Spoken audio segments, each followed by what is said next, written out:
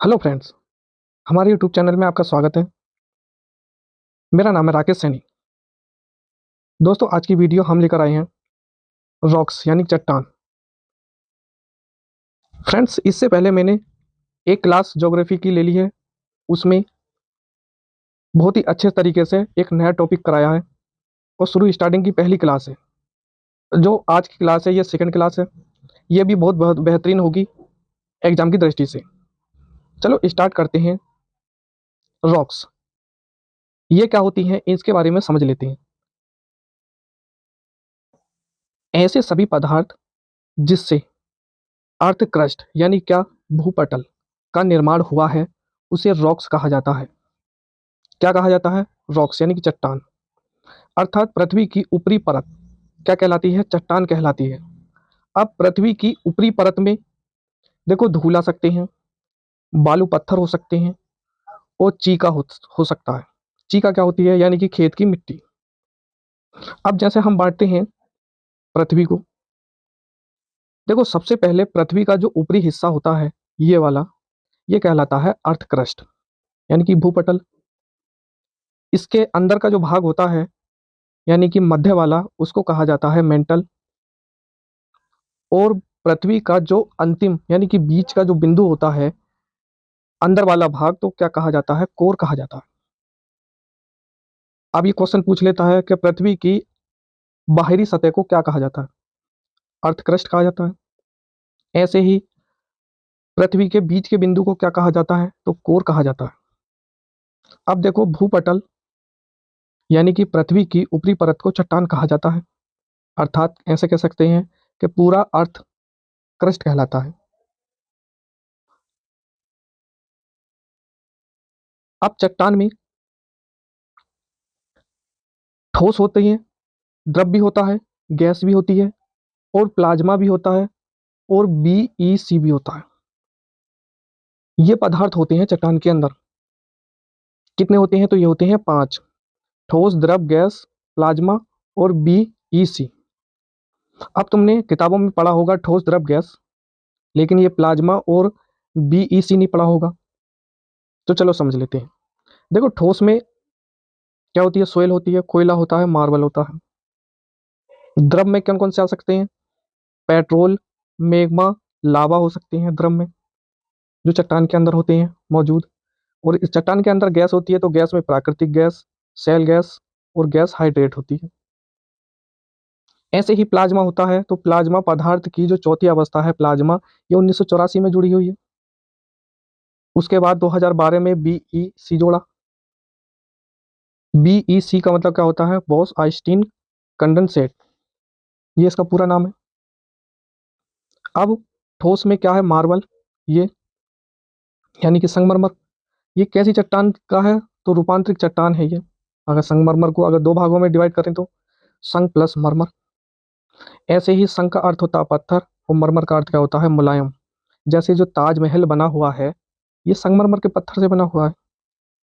मकराना नागौर राजस्थान में एक जगह पड़ती है, वहां से ये संगमरमर का पत्थर लाया गया था। अब चट्टान कैसे बनती हैं इसके प्रोसेसर के बारे में समझ लेते हैं। एनिमल का कोई कंकाल, स्केलेटन। इसमें क्या होता है कंकाल में? तो CaCO3 होता है, यानी क्या होता है? कैल्शियम कार्बोनेट होता है। ये आगे चल के लाइमस्टोन यानी कि चूना पत्थर के रूप में बदल जाता है। फिर उसके बाद में ताप और दाब के प्रेशर से मार्बल यानी कि संगमरमर का पत्थर बन जाता है। अब रॉक्स में देख लेते हैं पदार्थ की मात्रा यानी कि धातु। रॉक्स, फिर उसके बाद में इसके अंदर क्या बनेगा? मिनरल, फिर कंपाउंड, फिर एलिमेंट यानी कि तत्व। तत्व में एटम मतलब परमाणु में सब एटोमेटिक पार्टिकल होते हैं इसके अंदर। परमाणु में कौन कौन से? इलेक्ट्रॉन, प्रोटॉन और न्यूट्रॉन होते हैं। ठीक। अब समझ लेते हैं रॉक्स। रॉक्स के प्रकार, मतलब चट्टान कितने प्रकार की होती हैं? तो 3 प्रकार की चट्टानें होती हैं। पहले नंबर पर इग्नियस रॉक्स यानी कि आग्नेय चट्टान, इसको प्राइमरी रॉक्स भी कहा जाता है। दूसरे नंबर पर सेडिमेंट्री रॉक्स, अपसादी चट्टान। तीसरे नंबर पर आती है मेटामॉर्फिक रॉक्स, यानी कि कायांतरिक चट्टान।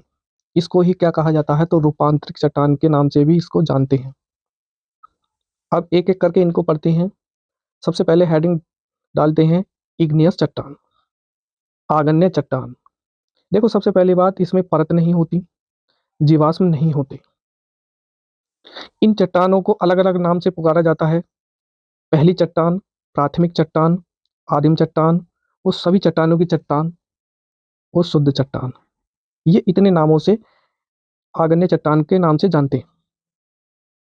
इग्नियस चट्टान में महाद्वीप और महासागर, इनमें देखने को आग्नेय चट्टान मिलती है। महाद्वीप में जो चट्टानें होंगी आग्नेय चट्टान, वो ग्रेनाइट की बनी होंगी। और ग्रेनाइट किस युग का है, तो आर्कियन क्रम की चट्टान के क्रम का है। महासागर में जो चट्टान होंगी उसमें बेसाल्ट होगा। बेसाल्ट, ये बेसाल्ट किस काल का है, तो क्रेटियस क्रम की चट्टान का काल का है ये। अब आग्नेय चट्टान हमारे भारत के अंदर दक्कन के पठार में देखने को मिलता है, और भारत के दक्षिण भाग में की क्षेत्र में भी देखने को मिलता है। अब दक्षिण में ग्रेनाइट और नीस दोनों मिलाकर ही तत्व चट्टान बनती है। अब ग्रेनाइट और नीस का ये पता लगाया है, तो ये 3.8 अरब से लेकर 2.5 अरब वर्ष, इस पीरियड में इसका पता चला है ग्रेनाइट का। ये किस काल का है, तो आर्कियन काल का है। अगर नदी की बात करें तो देखो, दक्षिण भारत की जो नदी है कावेरी नदी, यहाँ पे इसको आग्नेय चट्टान बहुत देखने को मिलती है यहाँ। और कावेरी का जो डेल्टा है वो चावल का कटोरा के नाम से जानते हैं। चावल यहाँ पर बहुत ज्यादा उगता है कावेरी नदी के आसपास का क्षेत्र में। दक्षिण भारत में ही तंजौर तंजापुर है, जो बृहदेश्वर मंदिर बना है। ये किससे बना है, तो ग्रेनाइट से बना है। और ग्रेनाइट किस में है, आग्नेय चट्टान के अंदर। बृहदेश्वर का मंदिर किसने बनवाया, तो राजा राज चोल वंश का था ये एक शासक, महान प्रतापी, इन्होंने बनवाया है। इस बृहदेश्वर मंदिर के ठीक सामने ही नंदी मूर्ति है नंदी की, जो 12 फुट की है। ये भी क्या है, आग्नेय चट्टान से ही बनी है। अब आग ग्रेनाइट जो चट्टान होती हैं वो घर बनाने में, बिल्डिंग मटेरियल में मतलब, और ग्रेनाइट देखने में कैसा होता है, तो गुलाबी रंग का हो सकता है, नीले रंग का और सफेद रंग का। यदि अगर ग्रेनाइट लाल मिट्टी में पाया जाता है, लेकिन लाल मिट्टी किन किन क्षेत्रों में देखने को मिलती है, कोयम्बटूर का पठार और मदुरई का पठार। बेसाल्ट में भी क्या होती हैं, आग्नेय चट्टानें होती हैं, और बेसाल्ट के अंदर काली मिट्टी होती है। ये काली मिट्टी दक्कन का पठार, मालवा का पठार और काठियावाड़ का पठार में देखने को मिलेगी तुम्हें। और काली मिट्टी में मैंने कल कौन सी फसल बताई थी, कपास की खेती बहुत अधिक मात्रा में होती है। अब जैसे कोई ग्लोब है पृथ्वी के अंदर, पृथ्वी, अब यहाँ से कोई ज्वालामुखी निकलती है, तो यहाँ से क्या है, ऊपर का उद्गार के समय लावा निकलता है, वही लावा ठंडा होकर बेसाल्ट के रूप में परिवर्तित हो जाता है, वही काली मिट्टी बन जाती है। जैसे यहाँ पे देखो, ये प्रोसेसर है मेग्मा, फिर उसका बाहरी आग्नेय चट्टान के रूप में यहाँ, और ये 2.5 अरब वर्ष आर्कियन चट्टानें हैं ये ही ग्रेनाइट और डायराइट और ग्रेवो, ये लाल मिट्टी के रूप में परिवर्तित हो जाती हैं, जो धीरे धीरे ठंडी होकर क्या कैसी बन जाती हैं, ब्लैक रंग की हो जाती हैं। अगर इकोनॉमिक इंपोर्टेंट ऑफ आग्नेय चट्टान, आर्थिक रूप से आग्नेय चट्टान की अगर विशेषता के बारे में बात करें, तो इसमें धातु बुलियन धातु है, और बुलियन धातु में सोना चांदी प्लेटिनम बताया। बेस धातु कौन सी है, तो क्रेमियम, लोहा, तांबा, एल्युमिनियम, लेड, जिंक। और काली मिट्टी कौन सी होती है, रेगुर के नाम से जानते हैं, महासागरों में देखने को मिलती है, दक्कन के पठार में देखने को मिलती है आग्नेय चट्टानें। अब बात कर लेते हैं दूसरे नंबर की जो चट्टान होती है, सेडिमेंट्री रॉक्स, यानी कि क्या, अपसादी चट्टान। इसकी विशेषता क्या है, कि वे सभी चट्टानें जिनका निर्माण विखंडित चट्टानों एवं जीव जंतु और वनस्पतियों के जमाव से होता है, अपसादी चट्टान कहा जाता है। यानी कि क्या, जानवरों के जो अवशेष पृथ्वी के अंदर दब जाते हैं, उसी से जो है सेडिमेंट्री रॉक्स बनती हैं। इसका प्रोसेसर क्या है, देखो चट्टान का, चट्टान से गोलाश्म निकलेगा, बजरी निकलेगी, बालू निकलेगी, रेत निकलेगी, चिक्का निकलेगी और कीचड़। ये सभी अपसादी चट्टानें हैं। अपसादी चट्टानों में एक प्रकार की मिट्टी पाई जाती है, एलुवियल सॉइल, यानी कि जोदोड़ मिट्टी। ये कहाँ देखने को मिलती है, तो ये देखने को मिलती है भावर क्षेत्र में, तराई क्षेत्र में, बांगर में और खादर में, चारों जगह देखने को मिलती है। दूसरे नंबर पर लैम, यानी कि दोमट मिट्टी। दोमट मिट्टी के अंदर भी क्या होती है, सेडिमेंट्री रॉक्स होती है। अब इसके अंदर सेंट यानी कि बालू की जो मात्रा होती है 33%, रेत की 33% और चिक्का की 33% मात्रा होती है। और दोमट मिट्टी को ही आदर्श मिट्टी के नाम से जानते हैं। यह क्वेश्चन काफी इंपॉर्टेंट है। किस मिट्टी को आदर्श मिट्टी के नाम से जानते हैं, तो किसको जानते हैं, दोमट मिट्टी को। अब प्लांट के बारे में बात करें। प्लांट मतलब पादप। ये ही अवशेष कोयला बनते हैं। पादपों के कोयले में क्या होता है, एंथ्रासाइट, बिटुमिनस, लिग्नाइट और पीट, ये 4 तरीके का कोयला होता है। उस सबसे उच्च कोटि का जो कोयला है वो एंथ्रासाइट है, उसके बाद बिटुमिनस, उसके बाद लिग्नाइट, उसके बाद पीट। भारत में जो सबसे ज़्यादा जो कोयला है वो 85% सबसे अच्छा एंथ्रासाइट वाला है। यदि बात करें भारत का विश्व में कोयला उत्पादन में कितना स्थान है, तो ये तीसरा। Very very important question. जबकि पहला चीन का, दूसरा अमेरिका का और तीसरा भारत का है। अगर इंडिया के बारे में अगर बात करें, तो इंडिया के अंदर ही जो झारखंड है, यहाँ पे कोयला सबसे ज़्यादा होता है, उसके बाद उड़ीसा, उसके बाद छत्तीसगढ़।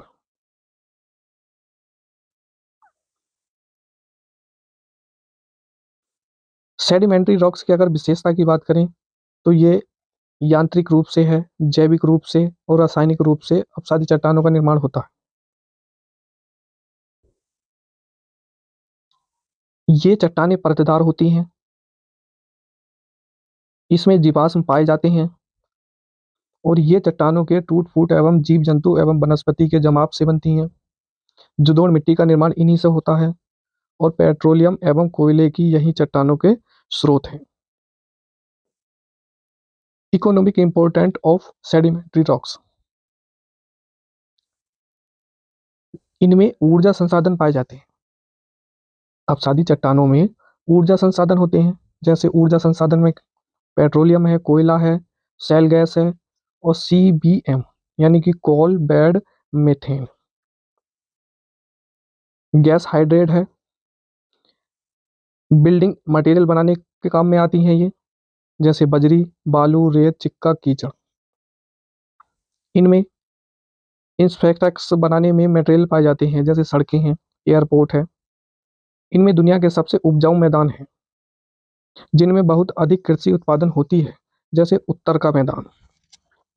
उत्तर का मैदान किसको कहा जाता है, तो सिंधु का मैदान, गंगा का मैदान और ब्रह्मपुत्र का मैदान। तटीय मैदान में भी अपसादी चट्टानें देखने को मिलती हैं, जैसे कोंकण का मैदान, मालाबार का मैदान और कनारा का मैदान। इन्हीं चट्टानों में मैंग्रोव वन पाए जाते हैं, जैसे गंगा ब्रह्मपुत्र का सुंदरबन का डेल्टा। अपसादी चट्टानों से औद्योगिक उत्पाद बनाए जाते हैं, जैसे जिप्सम से मिट्टी सुधार वाले उर्वरक, खड़िया से उर्वरक, पेंट एवं करिया जैसे पदार्थ निकाले जाते हैं। अपसादी चट्टानें ही नमक बनता है अपसादी चट्टानों से। साल्ट में देखो समुद्री नमक होती है, तो ये क्या क्या क्या कहलाती है, आयोडीन वाली नमक। सेना नमक कौन सी होती है, जो उपवास रखते हैं उसमें जो खाया जाता है नमक, सेना नमक होती है वो। काला नमक फ्रूट के साथ खाया जाता है ये सब अपसादी चट्टानें हैं। तीसरे नंबर की बात करें अब, मेटामॉर्फिक रॉक्स। जब ताप और दाब अधिक प्रभाव से आग्नेय एवं अपसादी चट्टानों में बदलाव हो जाता है, उसे रूपांतरित चट्टान कहा जाता है।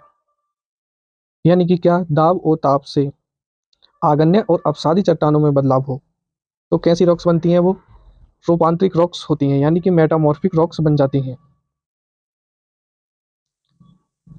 किस तरीके से? ताप से। जैसे आग्नेय चट्टान और अपसादी चट्टान दोनों में ही ताप और दाब बढ़ जाए तो कैसी कहलाती है? तो रूपांतरित चट्टान कहलाती है, मेटामॉर्फिक रॉक्स। कैसे? प्रेशर। जैसे ग्रेनाइट से दाब और प्रेशर लगाया जाए तो नीस बन जाता है।